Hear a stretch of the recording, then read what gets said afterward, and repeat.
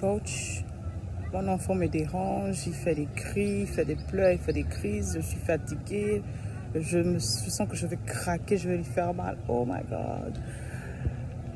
Bonjour, c'est l'école Brescia. Nous allons parler de l'épisode, dans cet épisode de Allô Maman.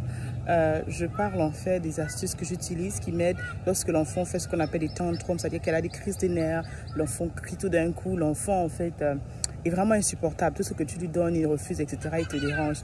Donc voilà, j'espère que ces astuces vont te plaire. N'hésite pas de t'abonner. N'hésite pas également de dire les sujets qui t'intéresseraient. Quel est ton cri d'alarme? Qu'est-ce qui te frustre en ce moment en tant que maman avec les enfants, avec le nouveau-né, avec toi-même? Donc n'hésite pas de poser des questions. Peut-être ça fera l'occasion du prochain Allô Maman.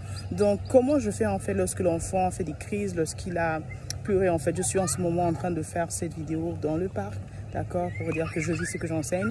Il y a quelques heures, en fait, d'accord, avant de passer à cette vidéo, on va entendre le bruit dans le background. La princesse a commencé à faire des crises, elle a commencé à pleurer pour rien, elle a commencé à vraiment me déranger, quoi. J'ai senti que là, c'est la crise des nerfs, etc., c'est les tantrums. Qu'est-ce que je fais souvent dans ces moments? J'ai dit, ok, j'ai dit, d'accord, allons-y, allons dehors. Allons-y dehors, allons-y manger une glace, tu peux décider quand tu sais déjà ce que l'enfant veut. Des fois, l'enfant a juste besoin de prendre de l'air. Des fois, il crie comme pas parce qu'il veut te déranger, mais juste qu'il est fatigué d'être dans les quatre murs. Hein. De la même manière, toi, ton air en fait, te fatigue dans les quatre murs. De la même manière, l'enfant aussi est fatigué, il est stressé d'être dans les quatre murs.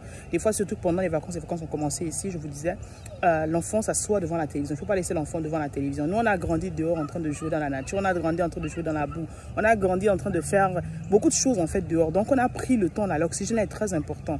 Cette vitamine D naturelle que le soleil te donne est très important. Donc, je vais dehors avec elle, je la laisse jouer dans le parc, au parc. Ça peut être 1 heure, ça peut être 2 heures. Pendant ce temps, je vous dirai, si vous voulez savoir ce que moi je fais pendant qu'elle joue, dites-moi en bas, je vous donnerai les astuces pour maman, ok?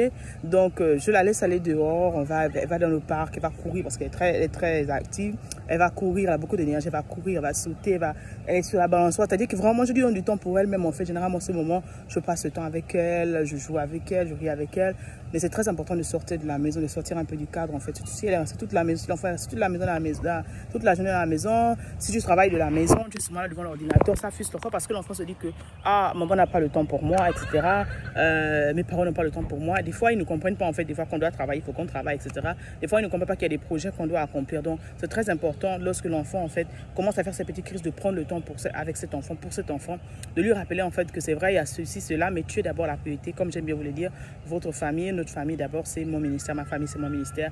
Et je sers d'abord mes enfants, je sers d'abord ma famille avant de servir tout le monde. Donc, je l'amène dehors. De temps en temps, on peut aller manger une glace. Donc, avant de venir au parc, on s'arrête, on a mangé une glace. Elle a également commandé ce qu'elle a voulu prendre. De temps en temps, j'appelle ça les treats, en fait. C'est pas tous les jours, en fait, qu'elle mange dehors. C'est pas tous les jours, en fait, qu'on lui achète ce qu'elle veut. Mais de temps en temps, en fait, je lui fais des surprises comme ça. Ça peut être une fois toutes les 2 semaines. Ça peut être une fois par mois, etc. En fonction de ce que je ressens, en fait, que là, vraiment, je ne pense pas que je pourrais aller préparer. Ou je n'ai même pas envie de préparer. Ou bien peut-être elle a envie de juste avoir quelque chose de dehors, en fait. Pourquoi pas? Ça lui fait également du bien. Et ça fait que l'enfant se sente particulier. Donc, il y a McDonald's un peu partout en fait. Je ne vous dis pas de nourrir vos enfants avec McDonald's, mais de temps en temps, ça fait du bien d'avoir le Happy Meal. Ils ont les Happy Meal dans lesquels ils ont les petits jouets. Donc, la fois dernière, par exemple, elle a eu le nouveau dessin animé. J'espère que vous allez regarder ce dessin animé. Allez-y le regarder. The Little Mermaid, d'accord, où il y a la petite qui ressemble, qui est vraiment noire là, qui nous ressemble. Donc, ça fait vraiment de bien. Et elle a regardé, elle a vu en fait, elle a dit, oh my God, maman! The Little Mermaid, donc c'était le dessin animé de Little Mermaid qui avait le jouet en fait, parce qu'il y a la nourriture, ils mettent des petits jouets. Je sais pas si c'est une manière pour attirer vraiment les clients, ils savent comment le faire. Donc ça a permis en fait qu'elle soit contente. Donc des trucs comme ça en fait.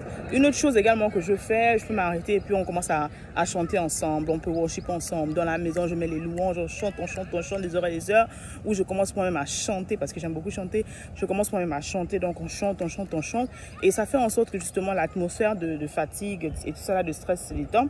L'enfant est content en fait qu'on chante avec lui. L'enfant est content en fait parce qu'on passe du moment avec lui. D'autres choses que je peux faire également, je peux créer un jeu. On peut faire un jeu en fait. J'arrête tout ce que je fais. Je suis restée devant l'ordinateur pendant longtemps. J'arrête ce que je fais.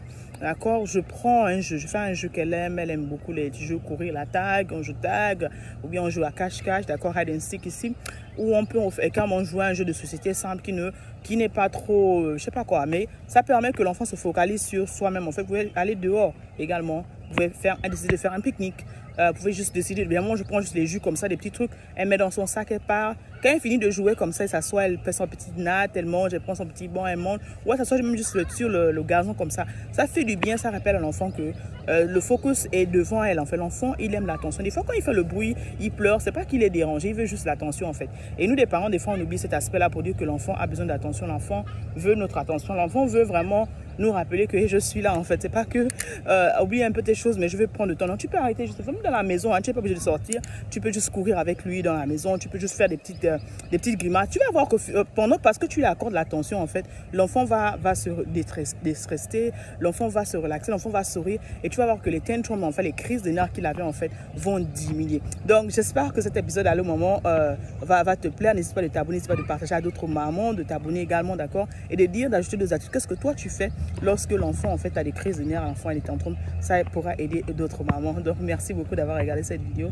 On se retrouve dans le prochain Allô Maman avec amour, ta coach.